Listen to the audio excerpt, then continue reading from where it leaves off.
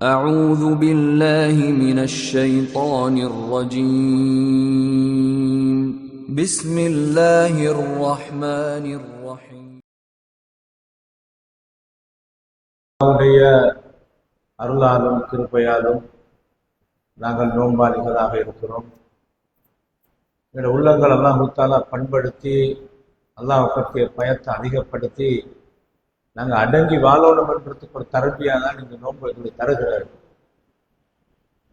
இந்த வகையில் ஐம்பெரும் கடமைகளான இஸ்லாத்தில் பெரும் பகுதியான முக்கியமான இந்த தொழுகை எப்படி ஒரு கடமையோ, அது மாதிரி வருஷத்துக்கு ஒரு மாதம் நம்மளாம் இந்த நோன்பு நோக்கிறது எப்படி ஒரு கடமையோ, வசதியான மனிதர்கள் கட்டாயம் லைஃப்ல வாழ்க்கையில் ஒரு முறை மர்ரத்தன் வாஹிதா ஒரு முறை ஹஜ்ஜி செய்கிறது எப்படி ஒரு கட்டாய கடமை என்று ஐம்பெரும் கடமைகள் ஒன்றோ, அது மாதிரிதான் வசதியுள்ள மனிதர்கள் அவங்க நிசாப் என்ற அந்த அளவு அடைகிற நேரத்துல ஜக்காத்து கொடுக்கிறன்றது ஒரு கட்டாய கடமை. இந்த ஜக்காத்தை பத்தி தான் நாங்க இன்னைக்கு சுருக்கமாக பார்க்க போறோம். ஜக்காத்ன்றது ஒரு பெரிய ஒரு கடல். ஜக்காத் பற்றி பேசுவதாக இருந்தால் நிறைய நேரம் தேவைப்படும். சுருக்கமாக எது காலத்துக்கு தேவையோ அதை பத்தி நாங்க சுருக்கமாக பார்ப்போம் இன்ஷா அல்லாஹ். அல்லாஹ் தஆலா குர்ஆன்ல قد أفلح المؤمنون மூமின்கள் வெற்றி பெற்று விட்டார்கள். அதுல ஸ்டார்ட்டுக்கு அல்லாஹ் சொல்ற முதலாவது அல்லதீன ஹும் ஃபீ ஸலாத்திஹிம் காஷிஊன், அவர்கள் தொழுகையில உள்ளச்சம் உள்ளவர்களாக இருப்பார்கள். தொழுகை உள்ளச்சமானதாக பயமானதாக அல்லாஹ்வோடு நேரடியான தொடர்பு ஏற்படுத்துறதாக இருந்தா அடுத்தடுத்த எல்லாம் லேசாக இருக்கும், அடுத்தடுத்து எல்லாமே சரியாகிடும். தொழுகை சீரில்லாடித்தான் எல்லாமே ஓட்டை விழுந்ததாக இருக்கும். இன்ன ஸலாத்த தன்ஹா அனில் ஃபஹ்ஷாஇ வல் முன்கர், மனக்கேடான வெறுக்கத்தக்க காரியங்கள் இந்த தொழுகை தடுக்கும். அப்ப என்னென்ன தடுக்கப்பட்டு இருக்கோ எல்லாத்திலிருந்தும் தொழுகைகளை காப்பாற்றும். அல்லாஹ் சொல்றான் பாருங்க, அல்லதீன ஹும் ஃபீ ஸலாத்திஹிம் காஷிஊன் வல்லதீன ஹும் அனில் லஹ்வி முஅரிதூன், வீணான அனாவசியமான மார்க்கத்துக்கு முரணான காரியங்களை புறக்கணித்தவங்களாக இருப்பாங்களாம். ரமலான் ரெண்டு வந்தா ராவு நேரத்துல சும்மா அரட்டை அடிச்சுட்டீங்கிறது. நல்ல காரியங்களை விரும்புற மூமின் அனாவசியமானது மனதால வெறுத்து ஒதுங்குவாங்களாம். வல்லதீன ஹும் லிஸ்ஸகாத்தி ஃபாயிலூன், அவங்க ஜக்காத்தை சரியா கொடுக்கிறவங்களாக இருப்பாங்க. நம்ம நல்லா சொல்றாங்க. இதெல்லாம் பயபக்தியோடு சம்பந்தப்பட்ட ரிஜாலுன் லா துல்ஹிஹிம் திஜாரத்துன் வலா பைஉன் அன் ذிக்ரில்லாஹ் வ இகாமிஸ் ஸலாத்தி வ ஈதாஇஸ் ஸகாத்தி யகாஃபூன யௌமன் ததகல்லபு ஃபீஹில் குலூபு வல் அப்சார். சில மனிதர்கள் இருப்பார்கள் மூமின்கள், அவர்கள் எப்படிப்பட்டவர்கள் என்றால் லா துல்ஹிஹிம் திஜாரத்துன் வலா பைஉன் அன் ذிக்ரில்லாஹ், அல்லாஹ்வை நினைக்கிறதுக்கு அவனோட வியாபாரம் கொடுக்கல் வாங்க ஒன்றும் தடுக்காது. அவனோட கவனத்தை திருப்பாத. என்ன பிசினஸ் என்றா என்ன ஓடி என்றாலும் அல்லாஹ் அவனுடைய தொழுகை அதுக்கு புறவுதான் இல்லை. லதுல்ஹிஹிம் திஜாரத்துன் வலா பைஉன் அன் ذிக்ரில்லாஹ் வ இகாமிஸ் ஸலாத், அல்லாஹ் தொழுகையை நிலைநாட்டுறதுக்கு தடுக்காது. வ இகாமிஸ் ஸலாத்தி வ ஈதாஇஸ் ஸகாத், ஜகாத்தை கொடுக்கிறத விட்டும் அவனோட பிசினஸ் எவ்வளோ எனக்கு முதல் தேவை என்று இருந்தாலும் இந்த முதல்ல ஒரு சொச்சம் குறையுது, மனசுக்கு சங்கடமா இருக்குது, கஷ்டமா இருக்குது, என்ன குறைஞ்சாலும் நான் ஜக்காத்தை சரியா கொடுப்பேன். ஏன் அவளை கண்ட்ரோல் பண்ணினது யகாஃபூன யௌமன் ததகல்லபு ஃபீஹில் குலூபு வல் அப்சார், உள்ளங்களும் பார்வையும் நிலை கொலைந்து போகிற மறுமை என்ற பயம்தான் அவளுக்கு வந்து எவ்வளவு சொத்து செல்வத்தோடு இருந்தாலும் இந்த ஜக்காத்தை கொடுக்காம இருந்துட்டு மௌத்தான் வச்சுக்கோங்க. நீங்க நினைக்கிறீங்களா எல்லாத்தையும் சேர்த்து எங்கட மாப்ப பாவம் கபூர்ல நிம்மதியாக இருக்கணும், ஏன்னா மாப்பிள்ள பாவம் கபூர்ல நிம்மதியாக இருக்கணும், அவர் எவ்வளவு ஜக்காத்து கொடுக்கறதுக்கு இருந்த கடன் அல்லாஹ்க்கு கொடுக்கணுமான கடன் எவ்வளவு பொஞ்சாதிக்கும் தெரியும், புள்ளவளுக்கும் தெரியும், அவருடைய சொந்த கடனே தெரியாது. புள்ளகள் அனந்தர சொத்தாக எல்லாம் பிரிச்சு எடுத்துக்கொள்வாங்க. அனந்தர சொத்தை பார்த்தா அது வேறு தனியான பாடம். அதை எப்படி எடுக்கணும், பொஞ்சாதிக்கு எவ்வளவு போகணும், மகனுக்கு எவ்வளவு போகணும், மகளுக்கு எவ்வளவு போகணும், இதை பத்தி எந்த கண்ட்ரோல் எந்த பேச்சுவார்த்தை ஒன்றும் தெரியாது. அவன் எனக்கு அந்த கடை ஒண்ணும் பண்றான், எனக்கு இந்த ஊடு ஒண்ணும் பண்றான், எனக்கு இந்த லேண்ட் இந்த காணி எனக்கு ஒண்ணும் பண்றான், இது வயல் எனக்கு சரி வராது, தம்பி குடும்பம் வந்தா நல்லாவே என்ன செய்வேன், பாப்ப இருக்கும் காட்டு நல்லா இருந்த குடும்பம் சண்டை பிடிச்சி ஷாகரத்தை பார்க்கலாம். அதனாலதான் ரசூலுல்லாஹ் சொன்னாங்க, எப்பயும் வாழ்ற காலத்துல எங்கட சொத்துகளுக்கு எப்படி என்னென்ன செய்யணும் நாங்க தான் தீர்மானிக்கணும். உங்களுக்கு தெரியுமா, ஒரு நல்ல சாலிகான புல்லகைக்கும் புல்ல வாப்பகள் ஜக்காத் கொடுக்கப்படல, கணக்கு பார்த்து கொடுக்கணும். சஹாபி வார யார சொல்லலாம், என் வாப்ப மௌத்தாயிட்டார், என் வாப்ப மௌத்தாகின, ஆனால் அவர் பேசி இருந்தால் அவர் ஜக்காத்து கொடுக்க சொல்லி இருப்பாரு. நான் கொடுக்கவா யார சொல்ல, என் வாப்ப கொடுக்கணுமான ஜக்காத் என்று கேட்டார். ரசூலுல்லாஹ் சொன்னாங்க, அது அல்லாஹ்க்கு கொடுக்கணுமான கடன் கொடுங்கன்னாங்க ரசூலுல்லாஹ். நல்ல புள்ளகளாக இருக்கிற புள்ளகள் வாப்பட கடன் பாருங்க, அனந்தர சொத்து விஷயத்துல என்றாலும் மிம்பஅதி வசியத்தின் யூசி பிஹா அவு தைன், அவங்களோட கடன் வாப்பா மௌத்தாவுக்குள்ள ஒரு கோடி கடன் இருக்குது. இதுல இருந்து ஏற்பாடும் செஞ்சில்ல கடனை அடைக்கிறதுக்கு. இந்த சிச்சுவேஷன்ல புள்ளகளுக்கு இருக்கிறதே ஒரே ஒரு சொத்து மட்டும்தான், அந்த கோடி மட்டும்தான். அவர் ஊடல் வச்சு லேண்ட் ஒன்று மேலதிகமாக ஒரு கடை ஒன்று இருக்குது. உண்மையிலேயே புள்ளகள் சாலிகான புள்ளகளாக இருந்தா எங்களுக்கு ஒன்று சொத்தும் இல்லாட்டியும் பரவாயில்லை, எங்க வாப்பட கடனை கொடுக்கணும். கடனுக்கு பிறகுதான் அனந்தர சொத்து பங்கீட்டு முறை எல்லாம் வச்சுக்கிறாங்க. அது மாதிரி அல்லாஹ்க்கு கொடுக்கணுமான ஆகப்பெரிய ஒரு கடன் தான் ஜக்காத் என்றது. எனவே நாங்க இருக்கிற காலத்துல எப்ப மௌத்தாரோன்னு தெரியாது, நாங்க டெவலப் பண்ணி உண்மையில ஈமானோட டெவலப் ஆகுறது தான் ஆகப்பெரிய டெவலப். மன கச சதக்கத்து மிம்மால், உங்களோட சதக்கா ஒரு நாளும் உங்களை சொத்தை குறைக்காத சொல்ல. அது மாதிரி யம்ஹகுல்லாஹு ரிபா வ யுர்பி ஸதகாத், ஜகாத் உங்களோட சொத்தை பெருக்கும், வட்டி சொத்தை அழிச்சிடும் நல்லா எச்சரிக்கை செய்யறாங்க. நாங்க ஜக்காத் சரியா கணக்கு பார்க்கல, லோபேனா ஈடுபடாது. ஜக்காத்தை சரியா கணக்கு பார்க்கிற விஷயத்துல எத்தனையோ பத்துவா இல்லாமலாய் கொடுத்துக்கிட்டு பார்க்க மாட்டாங்க. உங்களுக்கு தெரியுமா, ஜக்காத் சம்பந்தமாக பலவிதமான கருத்து வேறுபாடு. இந்த கருத்து வேறுபாட்டுல ஆக பெரும்பான்மையான உலமாக்களோட கருத்தை நான் இப்ப உங்களுக்கு சொல்ல போறேன். நிறைய கருத்து வேறுபாடு இருக்குது. சிலவங்க சொல்லுவாங்க ஒரு டிப் கொடுத்தா போதும் பண்ணிட்டு அடுத்தது தலையில் எடுக்கிறேன். நான் 4 வருஷம் கொடுத்தேன், 5 வருஷத்துக்கு முந்தி கொடுத்துட்டேன், நான் பைக் அடுத்தடுத்து ஜக்காத்து. இதெல்லாம் கருத்து வேறுபாடு. ஆனால் இந்த கருத்து வேறுபாடுகள்ல எங்கட வாசிக்கு வீக்கான ஒரு சைடு எடுக்காம பேணுதலான சைடு எடுத்துட்டு போகும். ஜக்காத்தை பொறுத்த வரைக்கும் கொடுக்கிறது கொடுத்த ஒன்றும் உங்களுக்கு குறைக்காது இன்ஷா அல்லாஹ். அந்த அடிப்படையில் நான் ஒரு பேணுதலான சைடோட தான் இப்ப சொல்ல போறேன். கண்ணியமான சகோதரர்களே, அந்த அடிப்படையில ஜக்காத் என்றது யாருக்கு கடமையாகும்? ஜக்காத் என்றது எதுல கடமையாகும்? ஜக்காத் என்றது கடமையான யாருக்கு கொடுக்கணும்? எவங்களுக்கு கொடுக்கணும்? ஒருத்தர் வாரம் என்கிட்ட ஜக்காத் ஒரு தொகை பணம் இருக்குது, பள்ளியில கலெக்ஷன் நடக்குது, பெயிண்ட் அடிக்கிறது, டொய்லெட் கட்டுறது, இல்லாட்டி பள்ளியில பாத்ரூம் கட்டுறது, இல்லாட்டி மதரசா ஒன்று வார இந்த மதரசால ஒரு அவங்களுக்கு ஒரு ப்ராப்பர்ட்டி ஒன்று வாங்கறதுக்கு, இல்லாட்டி ஏதாவது ஒரு செய்யறதுக்கு வரது. ஜக்காத்து சொத்தை இந்த மாதிரி பள்ளிக்கு கொடுக்கலாம். அதே மாதிரி மதரசா கட்டுறதுக்கோ டொய்லெட் கட்டுறதுக்கோ இந்த பொதுவான பள்ளி மதரசா அதுகளுக்கு கொடுக்கலாம். இது யாருக்கு கொடுக்கணும்? ஃபக்கீருக்கு கொடுக்கணும், மிஸ்கீனுக்கு கொடுக்கணும், கடன்காரனுக்கு கொடுக்கணும். 8 கூட்டத்தார்கள் அல்லாஹ் பிரிச்சு பின்னால சொல்லணும் இன்ஷா அல்லாஹ். அப்ப அந்த ஆட்கள் தகுதி வாய்ந்தவங்களா இல்லையா, அதை யார் என்றதை நாங்க பின்னால பார்ப்போம் இன்ஷா அல்லாஹ். எனவே ஜக்காத் என்றது இந்த தகுதியான ஆட்களுக்கு தான் கொடுக்கணும், 8 கூட்டத்துக்கு கொடுக்கணும். அதே நேரத்துல ஜக்காத் யாருக்கு கடமையாகும்? மண்டகத்தோட ஒரு சகோதரர் சொல்றாரு, அதற்கு நேற்று ஒரு 10 லட்சம் ரூபாய் ஒரு வேலைக்கு வச்சுக்கிறேன், ஆனால் 1 வருஷம் பூர்த்தி ஆகிட்டதுக்கு நான் ஜக்காத்து கொடுக்கணுமான்னு சொல்றேன். அவர் 1 வருஷம் பூர்த்தியானன்ற பகுதியை விளங்குகிறாரு, ஆனா நிசாப் என்ற பகுதியை அவருக்கு தெரியாம இருந்தீங்க. 10 லட்சத்துக்கு உங்களுக்கு ஜக்காத் கடமை இல்லை. ஜக்காத் என்றது யாருக்கு கடமை என்றால் 2 விஷயத்துல இதுதான் பெரும்பான்மை உலமாக்களோட கருத்து. சஹாபாக்கள் இருந்து பெரும்பான்மையான உலமாக்களோட கருத்து. அரிதான சில பேருடைய மாற்று கருத்து இருக்கலாம், ஆனா நான் பேணுதலான இந்த பகுதியை சொல்லிட்டு போறேன். இது லேசானது, நடைமுறைப்படுத்த சாத்தியமானது. ஜக்காத்து கடமையாகிறதுக்கு ஒன்று அவருடைய சொத்துல நிசாப் அடைஞ்சிக்கணும்.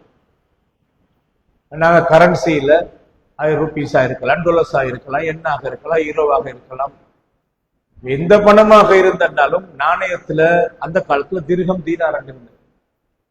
எதுவாக இருந்தாலும் நிசாப் அடைஞ்சிருக்கணும். நிசாப் என்றது எங்களோட அன்னளவான கணக்குல நாங்க தங்கத்துல கணக்கு பார்த்தோம்னா கிட்டத்தட்ட 10.5 பவுன் தங்கத்துடைய பெருமதி அளவுக்கு எங்கட சொத்து இருந்தால், பணம் இருந்தால். சில பேரு டொலர்ஸ அடுக்கி வச்சுக்கிறது. உண்மையிலேயே 10.5 பவுன் தங்கத்துடைய பொறுமை இன்றைக்கு கரண்ட் சிச்சுவேஷன்ல கிட்டத்தட்ட 41 லட்சத்து சொச்சம் வரும். கிட்டத்தட்ட 41 லட்சத்து சொச்சம் வருது, 85 கிராம். இந்த 41 லட்சத்துடைய பொறுமதி ஒவ்வொரு காலத்துக்கும் 10.5 பவுன் தங்கத்துடைய பொறுமதி விலை வித்தியாசப்படும். கொஞ்சம் காலத்துக்கு முன்னாடி தங்கம் விலை குறைஞ்ச டைம்ல ஒரு விலை, இப்ப கொஞ்சம் தங்கத்துல விலை கூடிக்கிறதுனால கொஞ்சம் விலை, அப்படி அது மாதிரி மாறி மாறி வரலாம்.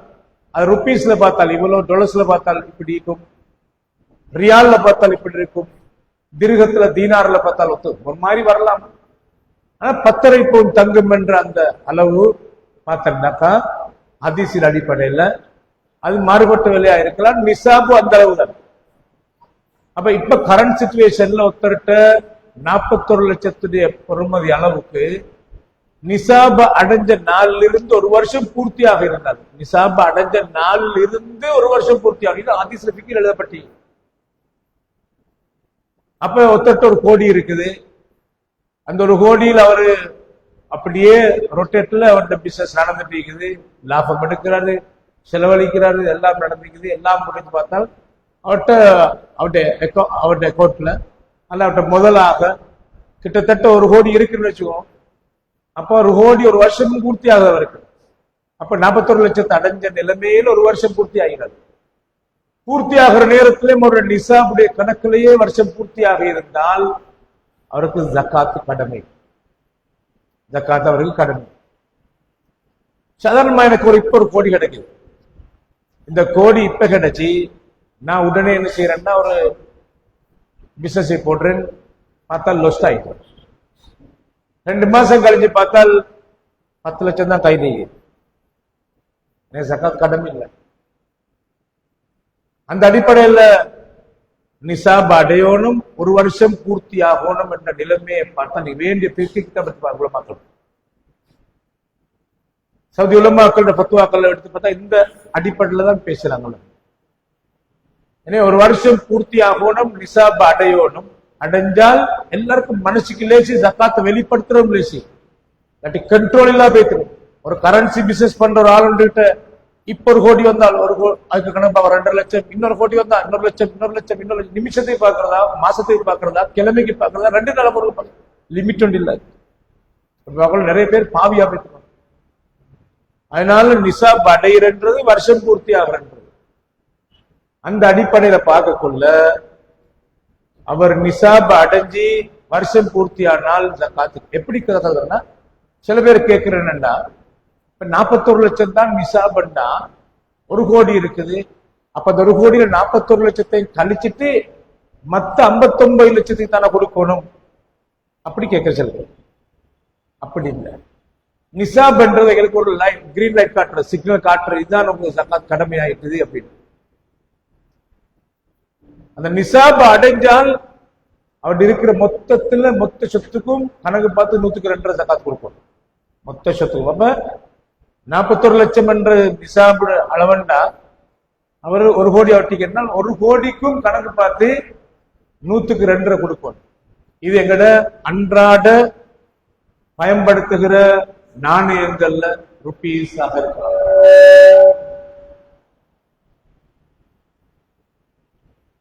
அதே போன்று நாங்கள் எல்லாரும் வியாபாரிகள், பிசினஸ்காரர். நாங்கள் எல்லாரும் பிசினஸ்காரன்றதுனால உருது திஜாரான்னு வியாபாரம், அதாவது ஜக்காத் கடமையாகிற பகுதியில எங்களோட நாணயங்கள், அதாவது திர்ஹம் தீனார் மாதிரி நாங்க நாணயமா பயன்படுத்துறீர்கள், ருபீஸ் இருக்குது. அதே போல உருது திஜாரா, வியாபார பொருட்கள், இதை மெயினா பேசப்படணும். எல்லாத்தையும் நாங்க பிசினஸ்காரனால இந்த உருது திஜாரா என்ற பகுதியில வியாபார பொருள்கள்ல நிசாப அடைஞ்சிருந்தால் கட்டாயமாக நாங்க வருஷம் பூர்த்தியாக இடத்துல ஜக்காத் கொடுப்போம். அது எப்படி பாக்குறது? சில டைம் ஒரு பொருளை, ஒரு கல்லுண்டு எங்கள்கிட்ட ஒரு வருஷம் கண்டினியூவா இருக்காது. இப்ப நாங்க ஒரு சில்லறை கடை வியாபாரம்னா, ஹோல்சேல் வியாபாரி இருந்தா அந்த வியாபார பொருள்கள் எங்கள்கிட்ட ஒரு வருஷம் தொடர்ந்து இருக்காது. அதுக்கு ஒரு பேணுதலான பகுதி என்னன்னா, நாங்க வருஷம் முடிகிற நேரத்துல தொடர்ந்து ஒரு வியாபாரி என்றதுனால நாங்க அந்த வருஷம் முடியக்கூட எங்களுக்கு வருஷம் முடிகிற காலம் ரமலான்ல தான் ரெண்டு இல்லை. நாங்க அரபு கணக்குல முஹர்ரத்துல பார்த்தா அடுத்த முஹர்ரம் வரும். ரமலான்ல கணக்கு பார்த்தீங்கன்னா அடுத்த ரமலான் வரும். நாங்க தான் தீர்மானிக்கோம் எந்த காலம் சொல்லியும். ரமலான்ல மட்டும்தான் ஜக்காத் இல்ல. நாங்க சென்ற ரமலான்ல தான் பார்த்து பழகிக்கிறோம்னா இந்த ரமலான்ல பார்க்கலாம் இன்ஷா அல்லாஹ். அப்ப இந்த எங்கள்கிட்ட ஒரு பொருள் தொடர்ச்சியாக இருக்காதனால நாங்க என்ன செய்யறோம்னா, அந்த வருஷம் பூர்த்தி ஆகிற நேரத்துல ஃபுல் ஸ்டாக் கொண்டு எடுக்கணும். இருக்கிற விலைய தீர்மானிச்சு அந்த பொருளை ஃபுல் ஸ்டாக் கொண்டு எடுத்து அதுல 10 பவுன் தங்கத்துடைய பொறுமதிக்கு அளவுக்கு அதுக்கு மேல இந்த சொத்து இருக்குமா இந்த கடையில எங்களுக்கு ஜக்காத் கடமை. அப்ப நாங்க அதுக்கு 100க்கு 2.5 ஜக்காத் வேற வாக்கிடுவோம். சில நேரத்தில் நாங்க வியாபாரிகளாக இருக்கிற எங்கள்கிட்ட ஸ்டாக்ல ஒரு வருஷம் பூர்த்தி ஆகும்போது நாங்க கணக்கு பார்ப்போம். கணக்கு பார்த்து அதுல எங்களை நிசாப் அடைஞ்சிட்டால் நாங்க கட்டாயம் 100க்கு 2.5 மொத்தத்துல 100க்கு 2.5 நாங்க வெளியாக்கணும். நாங்க ஃபுல் ஸ்டாக்கு எடுத்து பார்த்தனால எங்களுக்கு வருது ஒரு 30 லட்சத்துக்கு சாமான் நீங்க ஜக்காத்து கடமை இல்லை. நிசாப் அடையாட்டி ஜக்காத்து கடமை இல்லை. நிசாப் அடைஞ்சி ஒரு வருஷம் பூர்த்தி ஆகுமாக இருந்தால் ஜக்காத் எங்களுக்கு கடமை என்றத கட்டாயம் நாங்கள் நினைக்கிறோம். என்னால் இதுல ஜக்காத் என்றது ஒரு நெருப்பு. ஜக்காத் என்றது சாதாரணமான நெருப்பு. எனவே வியாபார பொருள் எங்கள்கிட்ட இருக்கிற நாணயங்கள் இதுக்கு ஜக்காத். இதே நேரத்தில் நாங்கள் அன்றாடம் பாவிக்கிற பொருள்கள் இருக்கின்றன. எங்கட வெஹிக்கல் சாதாரணமா ஒரு 3 கோடி பொறுமதியான ஒரு வாகனத்துல ஓட்டுறோம். பாவிக்கிற எங்கட வாகனத்துக்கு ஜக்காத் இல்லை. பாவிக்கிற வாகனத்துக்கு ஜக்காத் இல்லை. இப்ப நாங்க ஒரு வீடு கட்டிக்கிறோம் 2 கோடிக்கு 5 கோடிக்கு, பாவிக்கிற வீட்டுக்கு ஜக்காத் இல்லை. இப்ப நாங்க ஒரு தோட்டம் ஒன்று வாங்கி வச்சிருக்கிறோம் வீடு கட்டுறதுக்கு. நோக்கமே அதை பாவிக்கிற நோக்கம் தான், வேற விக்கிற நோக்கம் இல்லை. அதை பாவிக்கிற நோக்கம் இருந்தா ஜக்காத் இல்லை. நாங்க ஒரு அபார்ட்மெண்ட் ஒன்று வாங்கி வச்சுக்கிறோம், அதை எங்க பிள்ளைக்கு நாங்க பாவிக்கிறதுக்கு, அதை பாவிக்கிறதுக்கு ஜக்காத் இல்லை. இதே செட்டப்ல எங்கள்கிட்ட ஒரு வைக்கலைக்கு நான் ஓடிட்டிக்கிறேன். ஆனா என் மைண்ட்ல இருக்குது இதுக்கு ஒரு நல்ல விலை வந்தா விற்கிறேன். ஒரு காணி இருக்குது அதுக்கு ஒரு விலை வந்தா விற்கிறேன். என் அபார்ட்மெண்ட் நான் வாங்கிக்கிறேன், விலை வந்தா விற்கிறேன். அப்ப இது வியாபார பொருட்கள் என்ற கேட்டகரிஸுக்குள்ள வரும். வியாபார பொருட்கள் என்ற அந்த இதுக்குள்ள வந்தால் நாங்க கட்டாயம் அதுக்கு கணக்கு பார்த்து பொறுமதியை பார்த்து நாங்க ஜக்காத் கட்டாயம் வெளியாகும்.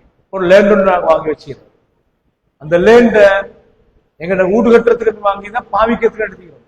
இல்ல நாங்க எங்கட மைண்ட்ல இருக்குது விலை வந்து அங்க விற்கிற அந்த விற்கிற மைண்ட் செட் மனசு அந்த எண்ணத்தில் இருந்து ஒரு வருஷம் பூர்த்தி ஆயிட்டேன்னா அது ஒரு வருஷம் பூர்த்தி ஆகிடுது. அதை நான் விற்கிற ஐடியா ஐக்கல்ல, எனக்கு இப்பதான் விற்கிற யோசனை 2 மாசம் தான் ஜக்காத் கடமை. எப்ப நான் அந்த பொருளை விற்கிற நிலைமைக்கு அந்த எண்ணத்திலேயே ஆக்களை தேடுற நல்ல ஒரு ஆள் வந்தால், பயர் ஒன்று வந்தா விற்கிறேன். அப்ப அந்த வியாபார பொருள் என்ற தரத்துக்கு வந்தால் அந்த நிலைமையில இருந்து ஒரு வருஷம் பூர்த்தி ஆனாலும் ஜக்காத்து கட்டாயம் அதுக்கு கணக்கு பார்த்து தோட்டத்துக்கு ஜக்காத் கொடுக்கணும். சில பேர் கையில சல் இல்லை, அப்புறம் என்ன செய்யணும்? ஒரு கடனை எழுதி வைக்கணும், நல்லா கொடுக்கணும். கடனுக்கு இந்த தோட்டத்துக்கு இந்த பொறுமைக்கு 100க்கு 2.5 ஜக்காத் எனக்கு கடமையானது. எப்பயாலும் அப்ப தோட்டத்தை வித்த உடனே ஜக்காத்தை கொடுக்குறது. சில கருத்துக்கள் இருக்குது. எப்படின்னு கேட்டா, ஜக்காத்துல ஒரு டிப் கொடுத்தா போதுமா இல்லையா? ஆனா உண்மையிலேயே நீங்க பார்க்கலாம், இந்த 50 கடமைகள்ல தொழுகைக்கு ஒரு முறைன்னு வரணும், நோன்பு லைஃப் டைம் ஒவ்வொரு வருஷம் குடிக்கணும் என்று தான் வந்தீங்க. அதே மாதிரி ஹஜ்ஜை பொறுத்த வரைக்கும் நேரடியான தெளிவான ஆதாரம் வந்து இது. ஹஜ்ஜுக்கு ரசூலுல்லாஹி சொல்றாங்க, வசதி இருந்தா நீங்க ஹஜ் செய்யணும், வசதி இருந்தா நீங்க ஹஜ் செய்யணும். அப்ப ஒரு சஹாபி கேட்கிறாரு, அஃபிகுல்லி ஆமீன் யா ரசூலுல்லாஹ், ஒவ்வொரு வருஷமும் ஹஜ் செய்யணுமா? மௌனமாகிறார். திருப்பி கேட்கிறாரு, ஒவ்வொரு வருஷமும் செய்யணுமா? மௌனமாகிறார். மூணாவது முறை தான் கேட்கிறேன், ஒவ்வொரு வருஷம் லவ் குல்து நஅம் லவஜபத், நான் எஸ் சொல்லி இருந்தால் ஆமன் சொல்லி இருந்தால் கட்டாயமாகி உங்களுக்கு வலமஸ்த தாத்தும், உங்களால செய்யலா பேத்திங்க சொல்லுவாங்க. அப்ப அது நேரடி ஹதீஸ் வந்து ஒரு டிப் செஞ்சா போதும். ஆனா ஜக்காத்துக்கு எங்கே ஒரு முறை கொடுத்தா போதும் என்ற ஹதீஸ் ஒன்றும் வரல. அதனால நாங்க பேணுதலான பகுதி நான் சொல்றேன் உங்களுக்கு, நாங்க கணக்கு பார்த்து கொடுக்கறது பாருங்க. அல்லாஹ் எவ்வளவு நீதமானவர்டா, அல்லாஹ் எவ்வளவு நேர்மையானவர்டா. இன்கம் டேக்ஸால பாயிரம் மாதிரியான ஜக்காத் என்ற ஜக்காத் மிக அற்புதமானது, மிக அர்த்தமானது, மிக நியாயமானது. அல்லாஹ் எவ்வளவு கருணை உள்ளன்னு பாருங்க. சுப்ஹானல்லாஹ். நீங்க பாருங்க, எனக்கு ஒரு கோடி இப்ப கிடைக்குது. அந்த கோடி எனக்கு கிடைச்ச உடனே நான் எனக்கு ஒரு ஊடு இல்லை, நான் ஊடுன்னு வாங்கிட்டேன். 85 லட்சம் ரூபாய்க்கு ஊடு வாங்கிட்டேன். வாங்கி முடிஞ்சதுக்கு போற எனக்கு வாழ்றதுக்கு கூடாது. அக்கௌண்ட்லிக்கு 15 லட்சம் தான். எனக்கு ஜக்காத் கடமை இல்லை எனக்கு. ஏன்னா என்ன அன்றாட தேவை. இதுக்கு ஜக்காத்த குடுக்காம கொள்ளுன்றதுக்காக ஒருத்தருக்கு இப்ப 2 கோடி சல்லி இருக்குது. இந்த 2 கோடி சல்லி இருக்க கொள்ள 2 கோடி சல்லி இருக்க கொள்ள வருஷம் பூர்த்தியாகிறது 2 மாசம் தான் இருக்குது. இவர் இந்த ஜக்காத்தை குடுக்காம கொள்ளுன்றதுக்காக வேண்டி நான் இப்ப பாவிக்கிறதுக்கு ஒரு வாகனத்தை வாங்கிட்டு 2 அவனும் அல்லாவும் பார்த்துக்கிட்டு அந்த நெருப்போட நீங்க பார்க்கலாம். சஹாபாக்களோட காலத்துல ரசூலுல்லாஹ்ட உம்மாள்கள் ஆமிலிங்கள் என்று சொல்கிற ஜக்காத்தை வசூலிக்கிறவங்க போக்கொள்ள தனித்தனியாக ஆட்டு மந்தைகள் வைக்கிறவங்க, அவங்க தனித்தனியாக இருந்தா 40 ஆட்டுக்கு ஒரு ஆடு கொடுக்கணும். அது 120 வரக்காட்டும் ஒரு ஆடு. தனித்தனியா இருந்தா 3 பேரும் 3 கூட்டமும் 3 ஆடு கொடுக்கணும். இவங்க ஜக்காத்தை சேர்க்கிற ஆட்கள் வரக்கொள்ள இவங்க பேசிக்கொண்டு சில பேரு எல்லாரும் சேர்ந்து ஒன்றுக்கு, அப்ப 3 பேருக்கும் சேர்ந்து உண்டாகும். இந்த மாதிரி அநியாயத்தை ரசூலுல்லாஹ் தடுத்தாங்க. இஸ்தப்தி கல்பக், நீங்க உங்களோட மனசுல பத்துவா கேளுங்க, அல்லாஹ்க்கு நேர்மையா நடக்கிறா இல்லை. ஆனால் அல்லாஹ்ட ஜக்காத்தை கொடுக்காமிக்கிறதுக்கான ஒரு திருக்கிஸ் வழியோட கையான அவரும் அல்லாஹ் பார்க்கிறேன். லேசில விளையாட்டு. நாங்க ஜக்காத்தை கொடுக்காம இருந்தா அல்லாஹ் சொத்தை அழிச்சிடுவான், அல்லாஹ் பறிச்சிடுவான். ஒன்று பறிப்பான், 2வது மறுமையில் அல்லாஹ்ட்ட பதில் சொல்லுவாங்க. அந்த அடிப்படையில் கண்ணியமான பெருமக்களே, ஜக்காத் ஒரு விசாலமான பகுதி. எனவே ஒரு மனுஷன் அவன் சம்பாதிக்கிறதுல அவன் உம்ராக போனான், வேற ட்ரிப் கொண்டு போறான், விருந்து போடுறான், ஊட்டி செலவழிக்கிறான், வருஷத்துக்குள்ளுக்கு நிறைய எல்லாத்தையும் செய்கிறான். பிசினஸ் போடுறான், வாரான், ஒட்டி போனா லொஸ்ட் ஆகுற, ஒட்டி போனா லாபம் கிடைக்கிற, மாறி மாறி மாறி ரொட்டேட் எல்லாம் நடக்குது. எல்லாம் நடந்து எல்லாத்தையும் அனுபவிக்க விட்டு சந்தோஷமாக வாழ விட்டுட்டு வருஷம் முடிகிற நேரத்துல அந்த நிசாப அடைஞ்சிருந்தால் அதிலே 100க்கு 2.5 குடு என்று சொல்றது அல்லாஹ் எவ்வளவு நியாயமானது. நீ வருஷம் முழுக்க நான் தந்தத்திலிருந்து நிறைய செலவழிச்சு எல்லாம் அனுபவிச்சிருக்கிற, அதனால நான் தந்தத்துல வருஷத்துல கடைசியில தான் கேட்கிறேன், அரைவாசி தான் நல்லா கேட்கல. ஒரு கோடீஸ்வரர் எவ்வளவு செலவழிக்கிறது தெரியுமா? கோடீஸ்வரர் எவ்வளவு செலவழிக்க, அவன் ஓட்டுற வாகனத்துக்கு பெட்ரோல் அடிக்கிறது, சேவிசி போடுறது, திடீரென்று ஒரு நல்ல வெஹிக்கல்ல ஒரு சின்ன ஒரு பழுதானால் அதுக்கு எங்கேயாலும் ஒரு லைட் கவுண்டர் வைத்து பட்டா வாகனம், அதுக்கு பெயிண்டிங் பண்றாலும், இன்ஜின் நிர்மாணம் கோள 2 லட்சத்துல வைத்தது. ஒரு கோடீஸ்வரர் 2 கப்பல்ஸுக்கு ஒரு விருந்து போடுறாலும் இவ்வளவு செலவழிக்கிறது. ஆனால் ஒரு கோடி எஞ்சி இருக்கும் போது வருஷம் முடிவுல அல்லாஹ் கேட்கிறது 100க்கு 2.5. ஒரு கோடி தான் 2.5 லட்சம் தான், அவ்வளவுதான். அதுவும் வாழ்க்கையில் எல்லாம் வருஷம் முழுக்க அனுபவிச்சு முடிஞ்சதுக்கு பின்னால அதுவும் நிசாப அடைஞ்ச நிலையில வருஷம் பூர்த்தியான இவற்று இருக்கிறது 30 லட்சம் அக்கவுண்ட்ல. கடைசியாக அப்படியே இருந்து வருஷம் முடியறதுக்கு 2 மாசம் இருக்கத்தான் இன்னும் ஒரு கணக்கு கட்டி நிசாப் அடைஞ்சிட்டார். இவருக்கு ஜக்காத்து கடமைன்னு கேட்டா கடமை இல்லை. ஏன்னா நிசாப அடைஞ்ச நிலையில ஒரு வருஷம் பூர்த்தி ஆகும். இது உலமாக்களோட ஃபத்வாயிரு. கண்ணியமான சகோதரர்களே, அந்த அடிப்படையில ஜக்காத்துக்கு நாங்க எவ்வளவு தகுதி வாய்ந்த அல்லாட்டுகளுக்கு நியாயம் சொல்ல தப்புறது. நாளை மறுமையில கடுமையான தண்டனை, அவனுடைய சொத்தை உருக்கி வார்த்தி அப்படியே அவனுக்கு நெருப்பாக ஆக்கி, இன்னொரு ஹதீஸ்ல விஷ பாம்பாக ஆக்கி அவனுக்கு நோவினை கொடுக்கப்படான மாலும் ஆனா கன்சுக்க, நான் தான் நீ சேர்த்து வைத்த சொத்துக்கள் என்று கொத்தி கொத்தி கடினமான விஷ பாம்பாக இருந்து கொத்து பண்ணாங்க சுசலாசம். அந்த அடிப்படையில கண்ணியமான சகோதரர்களே, ஜக்காத்துட விஷயத்துல உலமாக்கள் அணுகி கேளுங்க. உலமாக்கள் அணுகி எனக்கு ஜக்காத் கடமையா இல்லையான்னு விளக்கம் கேட்கறது கட்டாயம். நீங்க கொடுக்கறதுல கஞ்சனாகாதீங்க. அல்லாஹ் குர்ஆன்ல வமன் யூக ஷுஹ நஃப்ஸிஹி ஃபஉலாயிக ஹுமுல் முஃப்லிஹூன், யார் கஞ்சத்தனத்திலிருந்து பாதுகாக்கப்படுவாங்க அவங்க வெற்றி பெற்றவங்க நல்லா சொல்றாங்க. ஹஜ்ரத் அப்துர் ரஹ்மான் இப்னு அவ்ஃப் ரலியல்லாஹு அன்ஹு கஅபத்துல்லாஹ்வை 7 முறை வலம் வர கொள்ள ஒவ்வொரு டிப்பும் அல்லாஹும்ம கினி ஷுஹ நஃப்ஸி, அல்லாஹும்ம கினி ஷுஹ நஃப்ஸி, யா அல்லாஹ் கஞ்சத்தனத்திலிருந்து என்னை காப்பாத்தியா அல்லாஹ்னு கேட்டார்கள். பலரும் கேட்டார்கள். நீங்கள் ஒரே துவாவை 7 ரவுண்ட்லயும் இதே துவாவை கேட்டுட்டு இதை கேட்காம நான் என்னத்தை கேட்கறதுக்கு? அல்லாஹ் குர்ஆன்ல இந்த கஞ்சத்தனத்திலிருந்து பாதுகாக்கப்பட்டவங்க தான் வெற்றியாளர்கள் என்று குர்ஆன்ல சொல்லி இருக்கும் போதே நம் அருமையில வெள்ளோளமாக இருந்தா இதிலிருந்து வெளியாக வந்தார். அல்லாஹ்ட விஷயத்துல கொடுக்கிற கடன்ல அநியாயம் செஞ்சிருப்படாது. அடுத்த கண்ணியமான சகோதரர்களே, மற்றது ஜக்காத்தை பொறுத்த வரைக்கும் இதுல நாங்க பாவிக்கிற தங்கம் அதே மாதிரி பாவிக்காத தங்கம், இதுல பெரிய கருத்து வேறுபாடு. ரசூல் ஸல்லல்லாஹு அலைஹி வஸல்லம் அந்த காலத்துல சொன்னாங்க, நீங்க ஓடுற குதிரைகள் ஒட்டகம் இந்த வாகனமாக பயன்படுத்துகிறவைகளுக்கு ஜக்காத் இல்லை. இந்த அடிப்படையில பெரும்பான்மையான உலமாக்களோட கருத்து தங்கத்துல பாவிக்காத தங்கத்துக்கு ஜக்காத் கொடுக்கணும் ஏகோபித்த கருத்து இருக்கு. பாவிக்கிற தங்கத்துக்கு ஜக்காத் கொடுக்கணுமா இல்லை, அதுவும் நிசாப அடையணும். 10 பவுன் தங்கத்துடைய பெருமையான சின்ன மாலையுடைய காலத்துல வருஷம் பூர்த்தி ஆயிட்டு ஜக்காத் இல்லை. அந்த நிசாப அடையணும்.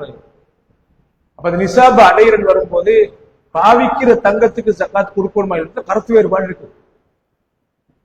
ஒரு சஹாபி தன்னை மகளோட ஒரு கும்புல ரசூலுல்லாஹ்வை சந்திக்க வந்த டைம்ல இந்த மகளுடைய கையில இருந்த ஒரு வளையல் உண்டு.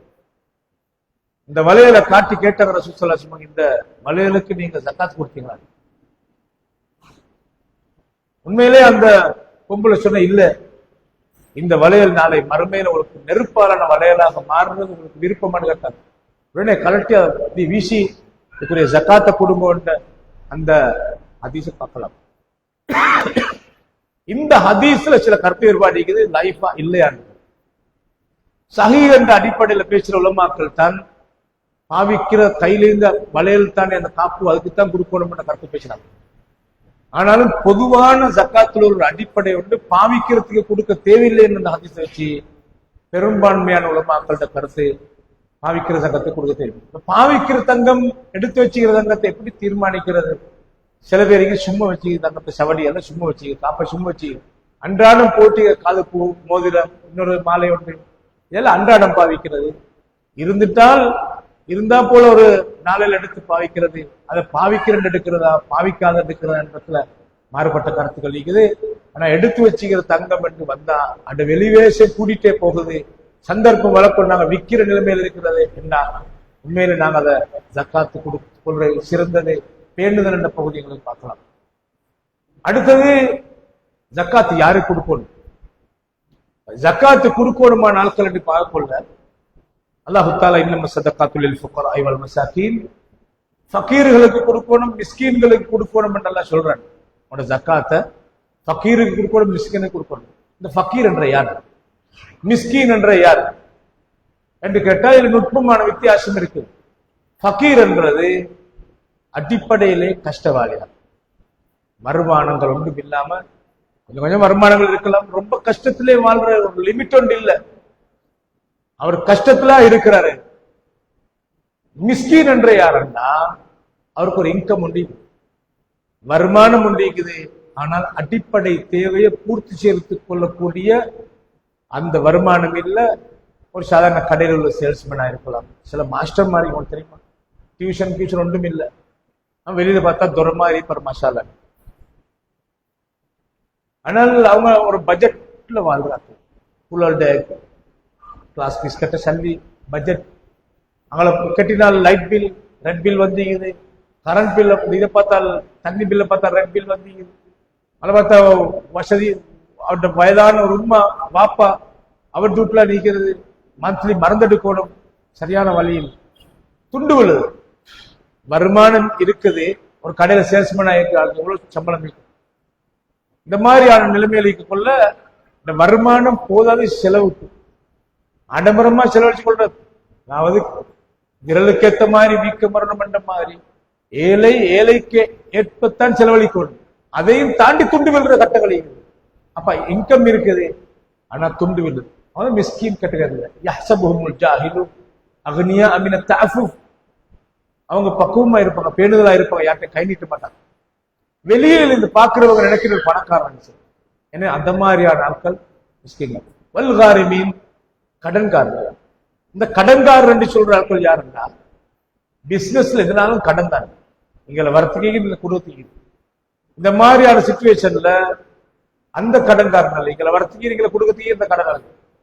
சில கடன் இருக்குது, ஒரு 5 வருஷத்துக்கு முன்னால் ஒருத்தர் எடுத்து 5 லட்சம் ரூபாய் கடன். அதை கொடுக்கறதுக்கு இவ்வளோ வழியில் இக்கட்டான கட்டத்துல மரம் ஒன்று விழுந்து கூரை உடைஞ்சு, இல்லாட்டி என்னமாலும் ஒரு அடிப்படையான தேவை டெனேஜ் என்னமாலும் நிறைஞ்சு அடிப்படையான தேவை வந்து ஒரு கடன் நடத்திப்பாரு. இந்த கடனை கொடுக்கறதுக்கு எத்தனையோ முறையில ட்ரை பண்ணி பார்க்கறது தலையில பெரிய பாரமா இருக்குது. கடன்காரன் 5000 ரூபாய் கொடுக்கல கடன். வளமையாக இந்த வருமானத்தை பார்த்தா கொடுக்கணும் என்னமாலும் ஒரு வேலை வந்துடும், தேவைன்னு வந்துடும். அப்ப அந்த மாதிரியான நிலைமையில உள்ள கடன்காரன் 10,000 ரூபாய் 50,000 ரூபாய் கடன்காரன். இந்த மாதிரி இறுகி கொண்ட கடன்காரன். சிலதுக்கு பிசினஸ்ல உண்மையிலே ஏமாற்றப்பட்டிருக்காங்க. இன்னொருத்தர கல்ல கொண்டு வைத்து வித்து பார்த்தால் அவன் சாத்திட்டு போய்த்து நொக்காய் கொண்டு. அன்றைக்கு நீங்க வாங்க ஒரு பொடியை வந்தாங்க, அதில் நான் நார்மலான ஜொப்போடு செஞ்சு கொண்டிருந்தேன். ஒருத்தன் வந்து இன்வெஸ்ட் பண்ணி நீங்க சொல்லிதாருன்னா நான் மெடகஸ்கார் போறேன் இப்படியான்னு. கடைசியில நானும் இருந்த சேர்த்து வச்சிருந்த ஒரு தொகை பணத்தையும் இன்னும் ஆக்கள்கிட்டையும் அவனை நம்பி நான் எடுத்து கொடுத்தேன். ஏன்னு சொல்லி போகட்டும், அடுத்தவன் கேட்கிற ஆசாரம் அப்படின்னு மார்க்கம் இல்லை. கடைசியில பார்த்தா இந்த பேருவல ஒரு இடத்துல வைத்து கோச்சி ரோட்ல இது பண்ணிக்கிறான். அவரே வந்து என்ன சொன்ன இந்த மாதிரி சிச்சுவேஷன்ல பார்த்தோம்னால் தாங்க இல்லாம இக்கட்டான நிலைமையில வந்து இந்த மாதிரி மார்க்கம் இல்லாம ஈமான் இல்லாம தற்கொலை முயற்சி, கடைசி ஒரு நாள் கண்டி இன்னார் போகணும். இந்த மாதிரி வாழ்ற நேரத்தில் இந்த இக்கட்டான கட்டங்கள்ல வாழ்ற கடன்காரர்கள் அவங்க வேணுமென்று கடனாளி ஆகல, இன்னொருத்தரை நம்பி கொடுத்து அவன் சாத்திரி பொறுத்து பின்னால இவன் கூட்டுக்கு ஆக்கவாரு. எனவே இந்த மாதிரி இக்கட்டான நிலைமையில இருக்கிற கடனாளிகளை ரிலீஸ் பண்றதுக்கு ஜகாத் பயன்படுத்துவோம். கண்ணியமான சகோதரர்களே, அதை தாண்டி இன்னும் நிறைய இருக்குது. ஆனால் எங்களோட நடைமுறை வாழ்க்கையில் இருக்கிற ஆட்கள், மெயினான ஆட்கள் இவங்க தான். ஒன்று கடன்காரர், ஃபக்கீர், மிஸ்கீன். இதை தாண்டியும் அல்லாஹ் தஆலா இந்த ஜக்காத்துல பெற தகுதி வாய்ந்தவங்க யாருன்னு சொல்றாங்க. அதே மாதிரி கண்ணியமான சகோதரர்களே, ஜக்காத்தை பொறுத்த வரைக்கும் இன்னொரு முக்கியமான விஷயம் தான். இப்ப நாங்க நோன்பு ஹத்தியா கொடுக்கிற குடும்பங்கள், எங்க சாட்சியை கொடுக்கிற, மாமியை கொடுக்கிற, இந்த மாதிரி ஒருத்தருக்கு நாங்க குடும்பத்துல பங்குடுறோம். அதுல ஜக்காத்தால கொடுக்கறதுக்கு தகுதி வாய்ந்தவங்க இருக்கிற இன்னும் சில பேர் இருக்கிற ஜக்காத்தால கொடுக்கலாம். அவங்கள பார்த்தா நல்ல வசதியா இருக்கிற, இந்த வசதியா இருக்கிற பார்த்துக்கொள்ள நான் மலமையாக அவரை கொடுக்குற ஹக்கொண்டிக்குது அடிப்படையில் நான் கொடுக்குறேன். அந்த கொடுக்கறது கொள்ள உண்மையில் எடுக்கிறதுக்கு தகுதி வாய்ந்த ஃபக்கீர் மிஸ்கீன் என்ற தரத்துல இருக்கிறா இல்லையான்னு நான் கட்டாயம் சரி பார்த்து கொள்ளணும். சில டைம் எங்க கடையில வேலை செய்யற ஒரு சேல்ஸ்மேன், அவர் நல்லா அக்கௌண்ட் நினைச்சுவோம், அவர் நல்ல சம்பளம் எடுக்கிறாரு, அவர் நல்ல திருப்தியா தான் வாழ்ந்துட்டு இருக்கிறாரு. இருந்தாலும் கடையில சேல்ஸ்மேன் மாருக்கு நான் அப்பர் கொடுக்கணும் நோம்புக்கு, அந்த அடிப்படையில் அவனுக்கு கொடுக்கணும், ஜக்காத்தால கொடுத்துருப்பாங்க. அவர் எடுக்க தகுதி வாய்ந்தவரா இல்லையான்னு நாங்க பார்ப்போம். அதே மாதிரி ஜக்காத்தால எங்களுக்கு உலருணவு கொடுக்கலாம், ஜக்காத் பணத்தால கொடுக்கலாம். அது ஏழைக்கு போய் சேருவதாக இல்லையான்னு பார்க்கணும். நாங்க கொடுக்கறது எல்லாரும் கொடுக்குற அடிப்படையில் பணக்கார குடும்பத்துக்கு எல்லாரும் கொடுக்குறாரு. ஜக்காத்து சல்லியால இத வாங்கி வசதியான சாட்சி கரீமா எல்லாருக்கும் கொடுக்குறாங்க. அப்படி கொடுக்கல. பக்கீரா இருக்கணும், மிஸ்கீன் என்ற தரப்புல இல்லாத இருக்கணும். அடிப்படையில பஞ்சம் கஷ்டவாளி அல்லது இன்கம் இருக்குது துண்டு விழுகிற கஷ்டவாளியாக இருக்கும் இந்த பகுதி கட்டாயம் ஜக்காத்துல பேணப்படமான பகுதி. எனவே ஜக்காத் ஒரு நெருப்பு. ஜக்காத்துல விஷயத்துல யார் யாருக்கு எவ்வளவு வசதி இருக்குது, அவருடைய தாழ்ப்பம் என்னது, ஆழம் என்னது, அகலம் என்னது என்பது அவங்க அவளுக்கும் அல்லாவுக்கும் உள்ள ரகசியம். நீங்க எங்கேயும் ஜக்காத்தை பத்தி பாருங்க. குர்ஆன்ல அல்லாஹ் குர்ஆன்ல ஜக்காத் சதக்காக்க பத்தி சொல்ற இடத்துல எல்லாத்துலயும் மிம்மா ஆத்தாக்குமுல்லா, அல்லாஹ் உங்களுக்கு தந்தத்திலிருந்து கொடுங்க. வமிம்மா ரஸக்னாஹும் யுன்ஃபிகுன், நாங்க கொடுத்ததிலிருந்து அவங்க கொடுக்குறாங்க. வஅன்ஃபிகு மிம்மா ரஸக்னாக்கும் மின் கப்லி அய்யாத்தி அஹதக்குமுல் மௌத், உங்களுக்கு மௌத் வரதுக்கு முன்னால நாங்க தந்தத்திலிருந்து கொடுங்க. நாங்க தந்தது இது அல்லாஹ் குர்ஆன்ல சொல்றது. எனவே நாங்க எவ்வளவு சம்பாரிச்சு எவ்வளவு வசதியோட வாழ்ந்த இது அல்லாஹ் தந்தது. காரூன் என்ற ஒரு பெருமக்காரன் அல்லாஹ் அழிச்சு போட்டான். அவன் சொன்ன வார்த்தை என்ன தெரியுமா? வைன்னமா ஊத்தித்துஹு அலா இல்மின் இந்தி, என்னற்றிருக்கிற சொந்த அறிவால தான் நான் இதை பெற்றுக்கொண்டேன். இல்லை, நல்ல மனிதர்கள் போய் அவருக்கு சொன்னார்கள், அல்லாஹ் உங்களுக்கு தந்தது, அல்லாஹ் தந்தது. எனவே அல்லாஹ் உரிமையோடு சொல்றான், நான் தந்தத்திலிருந்து நீங்க ஜக்காத்து கொடுங்க. அந்த அடிப்படையில நாங்க எல்லாரும் இதை விளங்கி ஜக்காத்தை சரியாக நடைமுறைப்படுத்துறதுக்கு முயற்சிக்கணும். இன்ஷா அல்லாஹ் சரியான தகுதி வாய்ந்தவர்களுக்கு கொடுக்கறதுக்கு முயற்சிக்கணும். கருத்து வேறுபாடுகளுக்கு அப்பால் பெரும்பான்மையான உலமாக்களோட கருத்தை நான் உங்களுக்கு முன் வச்சேன். ஜக்காத் சம்பந்தமாக சந்தேகங்கள் இருந்தால் உலமாக்களை அணுகி நீங்க கேட்டு தெளிவுபட்டுக்கோங்க. இன்ஷா அல்லாஹ் அல்லாஹ் எனக்கும் உங்களுக்கும் அருள் செய்வானாக. வஆகிரு தஅவானா அல்ஹம்துலில்லாஹி ரப்பில் ஆலமீன்.